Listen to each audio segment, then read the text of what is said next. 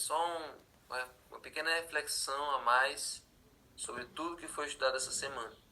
Essa semana foi um estudo bem detalhado, bem aprofundado sobre a história da mulher samaritana, que é uma história de conversão, é uma história de um contato missionário e da formação de missionários de uma pessoa que recebeu a mensagem e achou tão bom que decidiu compartilhar com os outros. É uma história simples, é um diálogo, mas é um diálogo profundo e nos ensina muitas lições. Então, aqui na sexta-feira traz alguns comentários de Ellen White, que ela afirma, no Desejar Todas as Nações, que assim que aquela mulher encontrou Jesus, ela já levou outros a ele. Ela demonstrou ser uma missionária mais eficiente do que os próprios discípulos. Você vê, os discípulos chegaram lá. Na verdade, quando Jesus disse assim, nós vamos passar por Samaria, eles já não gostaram. Eles ficaram, rapaz, por que a gente tem que passar por Samaria? Por que a gente não arrudeia? Vai por Pérea, atravessa o mar, vai por outro caminho, o caminho mais longe que for, mas a gente vai ter que passar por Samaria. Então eles foram com Jesus por Samaria, mas a contragosto. Foram obrigados. E quando eles chegaram lá, em Sicar, eles foram na cidade, mas foram apenas comprar mantimentos. Mas eles não queriam se misturar, não queriam conversar com ninguém, não queriam fazer nenhum contato. Eles só foram lá comprar suprimentos, que a única coisa que eles faziam com os samaritanos era só negociar ainda. Mas conversar, fazer amizade, não. Fazer amizade, essas coisas não podia, não. Então, eles foram na cidade comprar mantimentos, foram e voltaram e não evangelizaram ninguém. Não falaram do evangelho para ninguém. E aí Jesus falou da água da vida para aquela mulher, e ela, assim que ela ouviu, o pouco que ela ouviu ali foi o suficiente para ela sentir vontade de contar para todo mundo que ela já encontrou na vida. Então, ela foi a missionária mais eficiente que os próprios discípulos, porque os discípulos não viram em Samaria nada indicando um campo missionário, um campo promissor. Na cabeça deles, o evangelho só tinha que ir para o povo de Israel. Eles achavam assim, não, o mestre, o Messias, ele vem apenas para resgatar a gente, que é os judeus, o povo de Israel. As outras pessoas que se lascam. Somente o povo de Israel, somente os judeus é quem pode ser salvos. A salvação não pode ir para um samaritano, não pode ir para um romano. O romano não pode se arrepender, o romano não pode ser curado, não pode ser salvo, ele não merece. Então na cabeça deles ainda era essa exclusividade. E Jesus veio para mostrar que a salvação é para todos. Para todos. Então, olha o que Ellen White diz. Eles tinham os olhos fixos em uma grande obra a ser feita no futuro. Então eles enxergavam essa obra de trabalho, de pregação, muito para frente. Eles enxergavam que depois de muito tempo é que essa obra de pregação era para eles fazerem. Mas aqui diz que eles não viram que bem ao redor deles havia uma colheita para fazer. Sabe, a gente às vezes fala dos discípulos, mas às vezes a gente comete esse erro também. Talvez a gente projete o nosso campo missionário muito para longe. Vou evangelizar uma pessoa lá em outro bairro, lá em outro canto. Mas a gente esquece de olhar as situações ao redor da igreja. Casas a serem alcançadas, pessoas sedentas pela mensagem ao redor da igreja. Às vezes a gente já deu um estudo para um, já deu um estudo para outro. A pessoa, não, essa rua todinha aqui não merece mais ouvir porque esse coração dessas pessoas aqui já está duro. Não vamos mais insistir nessa rua. Mas às vezes você insiste, você vai ali, oferece um folheto, oferece uma oração e a pessoa começa a contar da sua vida, começa a dizer que já foi em várias igrejas procurando mensagem, não encontrou, disse que estava olhando vários canais, achou um novo templo e se encantou pela mensagem. Enfim, se a gente insistir, se a gente mostrar, se a gente não desistir de pregar o evangelho, a gente vai colher alguns frutos. Deus vai recompensar nosso trabalho. Então o que a gente não pode é cruzar os braços e dizer, não, esse lugar não merece, esse lugar não precisa. Talvez outro lugar mais longe precise, mas esse lugar aqui não precisa. Então, nós temos que insistir. Então, os discípulos estavam enxergando as coisas apenas para o povo de Israel e apenas para o futuro. Não enxergavam que os samaritanos precisavam do evangelho e precisavam para agora, para aquele momento ali. Então foi isso que Jesus veio mostrar. Então aquela mulher que eles desprezaram, aquela mulher que eles olharam torto assim para ela, quando eles viram ela conversando com Jesus, toda uma cidade foi levada para ouvir o Salvador. Olha só o nível de alcance daquela mulher. Ela chegou contando para todo mundo e a cidade inteira foi por causa do testemunho dela. Olha que incrível. Olha só o quanto a nossa vida, o quanto a nossa transformação poderia servir para trazer a nossa família, trazer nossos amigos. Talvez alguns dos nossos amigos não venham porque ainda não viram essa transformação na nossa vida. Sabia disso?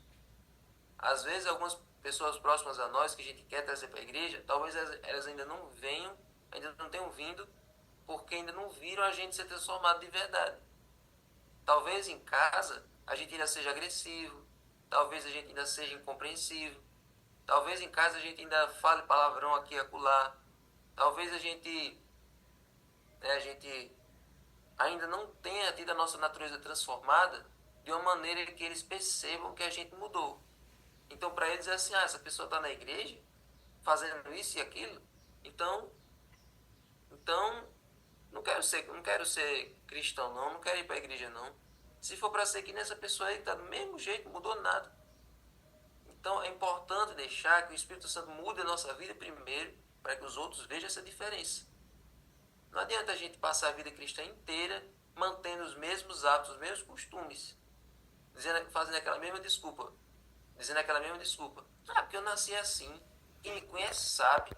Quem me conhece sabe que eu sou desse jeito mesmo e eu vou ser assim até o final da vida. Não tem isso de que eu nasci desse jeito, que eu sou assim mesmo. Não. Se você conhece Jesus, Jesus vai mudar aquilo que tem de errado em você. Não é para deixar.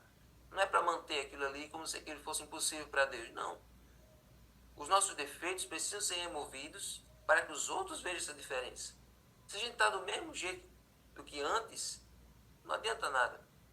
Então, Jesus veio para mudar isso, para transformar você, para você ajudar a transformar os outros.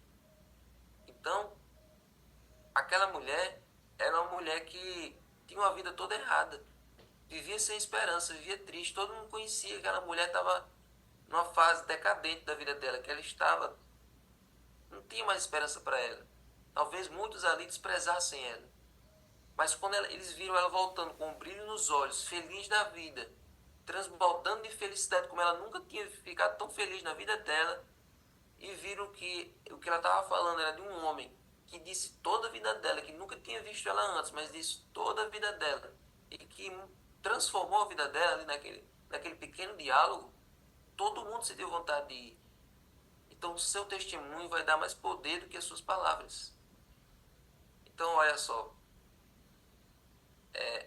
aqui vem a frase famosa de Ellen White. Essa mulher representa a atitude de uma fé prática em Cristo. Fé é prática. Fé não é teoria. Fé não é uma coisa que você guarda para você e pronto. A fé ela se demonstra nas atitudes. Ela creu que Jesus era o Salvador e ela foi demonstrar na prática isso. Se ele é o Salvador para mim, ele é o Salvador para todo mundo. Então todo verdadeiro discípulo nasce no reino de Deus como missionário. Aquele que bebe da água da vida se torna fonte de vida. Então aquilo que Jesus ofereceu para ela, aquilo que Jesus disse para ela se tornou realidade. Jesus disse, olha, quem beber da água que eu lhe der, nunca mais terá sede, e dentro dele sairá uma fonte de água viva para jorrar. Então ela bebeu daquela água ali no poço e saiu jorrando para os seus vizinhos, jorrando para os seus amigos, jorrando para os seus familiares. Então, o que Jesus falou é verdade. Na vida de todos nós aqui, nós já sentimos isso algumas vezes. Bebemos da água de manhã, bebemos aqui dessa água da vida de manhã e jorramos para os nossos irmãos, jorramos para as pessoas que nós conhecemos. Isso é uma coisa maravilhosa. Então, aquele que bebe da água da vida se torna fonte de vida, e o que recebe se torna doador.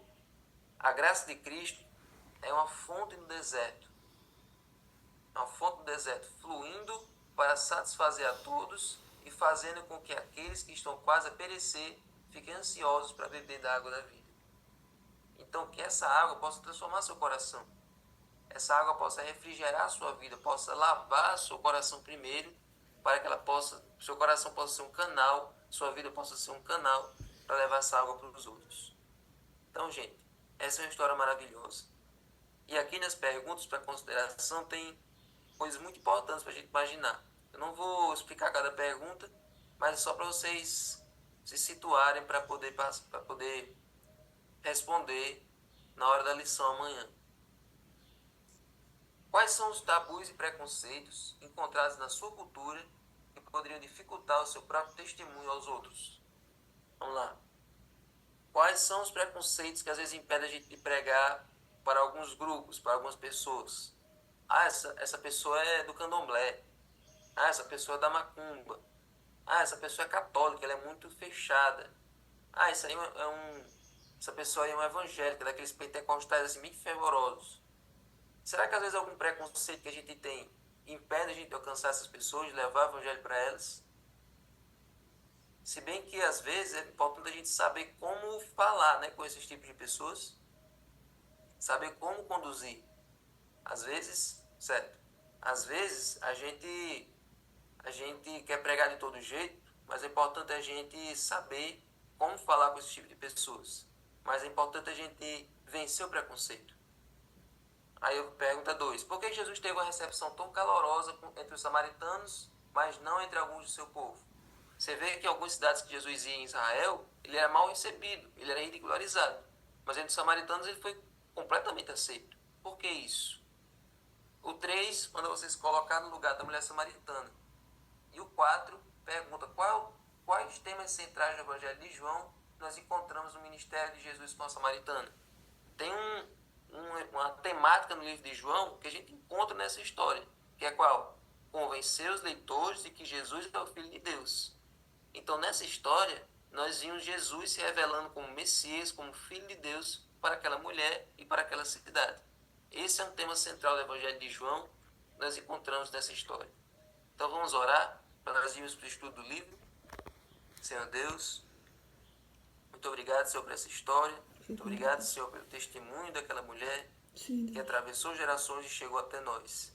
Nos ajuda, Senhor, dá-nos uma alma missionária, disposto a levar o teu evangelho, disposto e disponível. Então nos ajuda, Senhor, a ser um canal de bênçãos, a ser um canal que leve essa água viva para os outros, para refrigerar a vida dos outros. E abençoa agora o estudo do livro Serviço Cristão, que vai falar um pouco mais sobre como cumprir essa obra, como fazer essa missão. Em nome de Jesus. Amém. Amém.